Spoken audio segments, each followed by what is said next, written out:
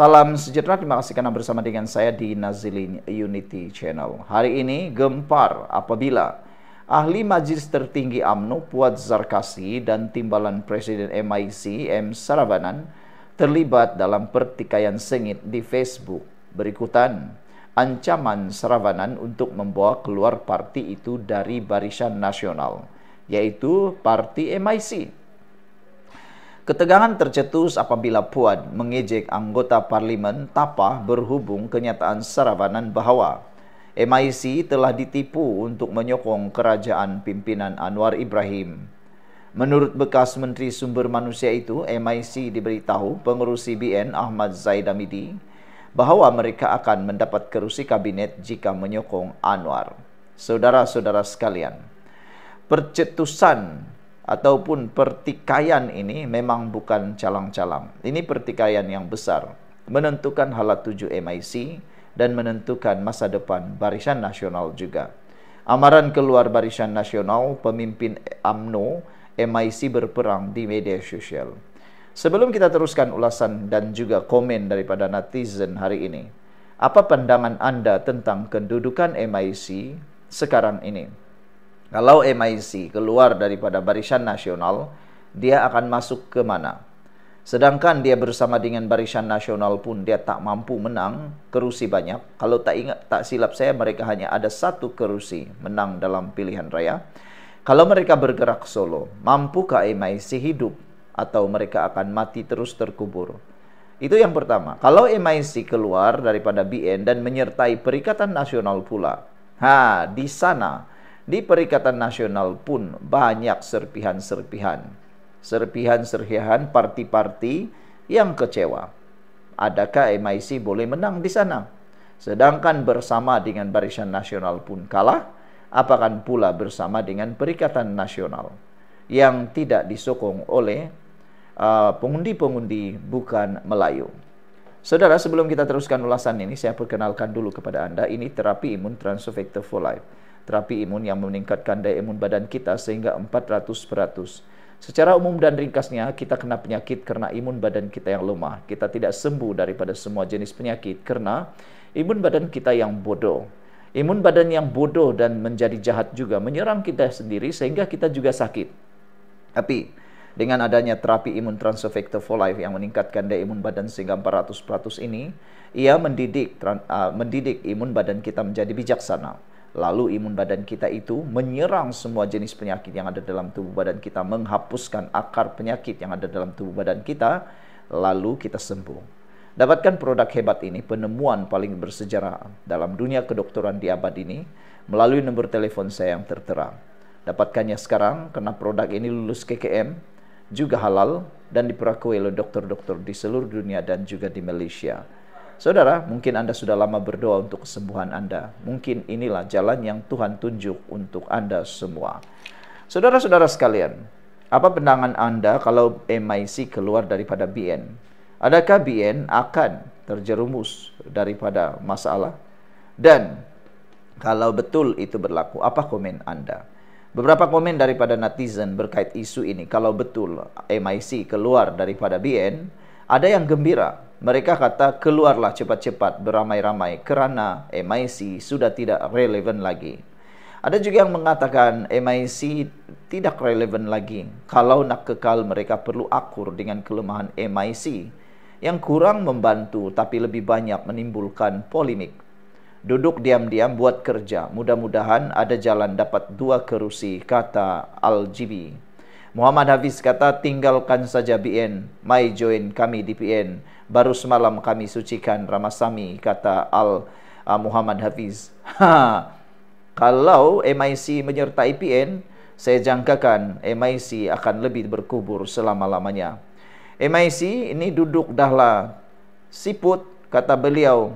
Sekarang pula ada hajat dengan nafsu yang besar, fikir-fikirkanlah. Ada lagi kata, pergilah masuk PN, boleh geng dengan Ramasami, dengan Warta. Ingat tak, kat sana senang nak dapat menteri kot, kata beliau. Ada seorang lagi netizen memberikan komen, kata beliau, boleh keluar sekejap. MIC, MCA, hidup segan, mati tak mahu, ada serupa tak ada, tidak menambah, kata beliau. Saya agak setuju dengan kenyataan awang ini. MIC dan MCA memang seperti parti yang hidup segan mati tak mahu. Yang mana ada atau tiada serupa saja. Mereka tiada bersama dengan dalam Barisan Nasional pun, Barisan Nasional tetap sama. Mereka keluar daripada Barisan Nasional pun tiada yang berbeza. Mereka ada dalam Barisan Nasional pun tidak menambah. Ada kebenaran apa yang dikatakan oleh awang. Ada yang kata eloklah keluar bagi dia borang PN. Ada lagi kata keluarlah lagi bagus. Ada juga yang menyatakan ada yang sedar. Ada yang buat-buat tak sedar. Mustahil ada yang belum sedar, kata beliau. Asra kata biarlah MIC keluar. Bukan ada kerusi pun. Tak merubah apa-apa pun. Kecuali keluar jah MIC. Tak payah nak ugut-ugut, kata beliau lagi. Sekian dulu untuk kali ini. Jangan lupa tinggalkan komen Anda. Apa pula pendapat Anda tentang isu itu. Kita jumpa lagi. Bye-bye. Salam sejahtera. Terima kasih karena bersama dengan saya di Nazilin Unity Channel. Akhirnya topeng sebenar Tun Mahathir terbongkar. Diketahui identiti sebenar Tun Mahathir diketahui. Kalau selama ini ramai orang yang tertanya-tanya kenapa Mahathir, dan kenapa Mahathir. Dalam himpunan Turun Anwar, Mahathir turut berada di sana. Padahal dia bersama dengan kapal, sebuah kapal yang selama ini beliau karamkan. Sekarang dia bersama dengan kapal yang dia karamkan. Kenapa sampai begitu?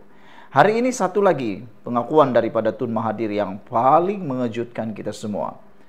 Dia mengarahkan, mencabar Perdana Menteri Anwar Ibrahim bubarkan parlimen. Ramai orang kata Tun Mahathir sudah betul-betul terdesak. Dalam himpunan Turun Anwar, dia gagal. Dia gagal menghimpunkan seluruh kekuatan walaupun tak tahulah siapa yang tunggang siapa. Ada yang kata Mahathir tunggang PAS, ada yang kata PAS yang tunggang Mahathir. Ada yang kata Mahathir tunggang Perikatan Nasional, ada juga yang kata Mahathir lah yang ditunggang oleh Perikatan Nasional. Apapun jawaban kepada siapa yang tunggang siapa, realitinya ialah Tun Mahathir sudah gagal di dalam himpunan tersebut. Dia gagal menuntut rakyat turun ke jalanan untuk membawa Anwar turun daripada jawatannya. Apabila himpunan itu gagal, Mahathir makin terdesak. Dia cari lagi cara untuk cuba menjatuhkan Anwar Ibrahim. Nampaknya tindakan Mahathir kali ini benar-benar di luar dugaan. Dia cabar pula Anwar Ibrahim bubar parlimen. Yang ini paling langkah terdesak. Siapa Mahathir untuk Anwar bubar parlimen? Sedangkan himpunan itu pun dia tidak berjaya. Ini kan pula suruh Anwar bubar parlimen. Wah, sebelum kita teruskan ulasan kali ini, jangan lupa saya perkenalkan dulu kepada Anda semua. Ini terapi imun Transovector for Life. Terapi imun yang meningkatkan daya imun badan kita sehingga 400%. Secara umum dan ringkasnya, kita kena penyakit karena imun badan kita yang lemah. Kita kena penyakit karena daya imun badan kita yang jadi bodoh. Apabila imun badan kita jadi bodoh dan lemah, kita tidak sembuh daripada semua jenis penyakit, lalu kita sakit dan kita menderita. Tetapi dengan imun badan kita yang meningkat dan diajar menjadi bijaksana, kita akan sehat daripada semua jenis penyakit karena imun badan kita lah yang bertindak menyembuhkan kita semua. Terapi imun ini mendidik imun badan kita menjadi bijaksana, menjadi kuat dan melawan seperti sedia kala. Dapatkan produk ini melalui nomor telepon saya yang tertera dan ingat produk ini lulus KKM, diperakui oleh dokter-dokter di seluruh dunia dan di seluruh Malaysia dan juga halal. Dapatkannya sekarang. Mungkin ini jawaban kepada doa Anda selama ini. Hari ini kita digemparkan lagi dengan tindakan Tun Mahathir yang paling terdesak, yaitu mencabar Anwar membubarkan parlimen. Persoalannya ialah siapa Tun Mahathir untuk mau mencabar Anwar Ibrahim membubarkan parlimen itu. Mahathir lupa dia telah ditolak oleh rakyat apabila mau dapat deposit pilihan raya pun tidak di parlimen Langkawi. Mungkin itulah yang mencalar sepenuhnya, menconteng sepenuhnya kewibawaan Tun Mahathir sehingga mungkin dia nak belas dendam terhadap kekalahan tersebut.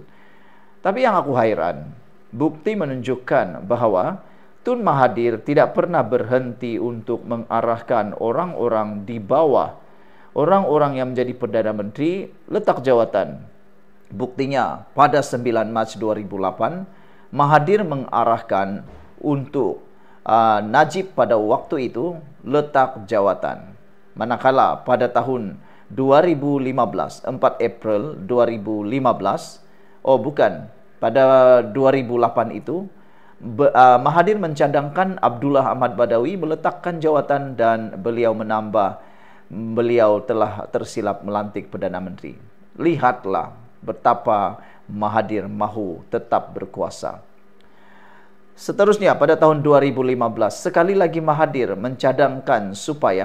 mendesak supaya Datuk Seri Najib letak jawatan. Semua yang dia tidak suka, dia suruh letak jawatan. Pada tahun 2020, sekali lagi Tun Mahathir juga meminta supaya Perdana Menteri pada waktu itu meletak jawatan. Kali itu dia sendiri letak jawatan. Tahun 2020, Tun Mahathir letak jawatan. Lawak jenaka. Dan pada tahun 2021, sekali lagi Tun Mahathir menasihati Muhyiddin turut letak jawatan, dan tidak ketinggalan pada tahun yang seterusnya. Pada tahun 2022, kenapa Ismail Sabri tak letak jawatan ganti Perdana Menteri lain, kata Tun Mahathir menurut Malaysia Post. Jadi beliau turut mahu supaya individu lain menggantikan Ismail Sabri. Dan kini pada tahun 2025, sekali lagi Mahathir mahu supaya Anwar Ibrahim letak jawatan. Dia mendesak Anwar letak jawatan. Saudara, yang amat mengejutkan kita ialah kenapa Mahathir mahu mereka letak jawatan semuanya. Anda fikirlah sendiri. Kamu fikirlah sendiri. Semua yang jadi Perdana Menteri selepas dia kata tak baik, dia kata tak bagus, dia kata tak dapat memimpin negara. Sekarang bila dia gagal mengarah Anwar Ibrahim, satu-satunya Perdana Menteri yang masih berdiri, yang tidak mampu ditumbangkan oleh Mahathir, kini Mahathir cadang pula bubar parlimen. Saya rasa Anwar Ibrahim tak perlulah bubar parlimen, tak perlulah ikut nasihat Sakatua. Karena kalau ikut nasihat Sakatua, sampai bila pun negara ini tidak akan dapat bebas daripada kongkongan pengaruh Mahathir. Kita tidak dapat menafikan, kita tetap akui kredibiliti Tun Mahathir sebagai lambang negarawan negara, seorang Perdana Menteri yang hebat, memacu negara kita menjadi negara yang menuju ke arah kegemilangan. Tetapi Mahathir juga kena tahu, dia pun akan berakhir. Usianya kini 100 tahun. Kalau dia mau jadi Perdana Menteri lagi, ikut nasihat yang di Pertuan Agong, apa yang perlu dibuat? Tunggu pilihan raya. Waktu itu Mahathir akan berusia 103 tahun. Kalau dia jadi Perdana Menteri, maknanya kita ada seorang Perdana Menteri paling tertua di muka bumi. Dengan usia 102 tahun, dia akan jadi Perdana Menteri. Masalahnya, larat lagikah dia menjadi Perdana Menteri? Dengan tubuh beliau, dengan kemampuan fizikal, kemampuan mental, dan juga mungkin kemampuannya bercakap. Jadi kenapa Mahathir tidak membenarkan negara ini dipimpin terus oleh Perdana Menteri? Kalau Anda kata Anda penyokong Muhyiddin, lihat Muhyiddin pun Mahathir kata gagal. Kalau Anda peminat Ismail Sabri Yaakob pun dia arah juga letak jawatan. Jadi sekarang kalau Anwar Ibrahim turun, nak lantik siapa? Lantik Muhyiddin, Mahathir sudah kata tak boleh. Dia letak jawatan. Ismail Sabri pun begitu. Najib lagi lah. Jadi Anda pikirkanlah. Rahasia Mahathir terbongkar.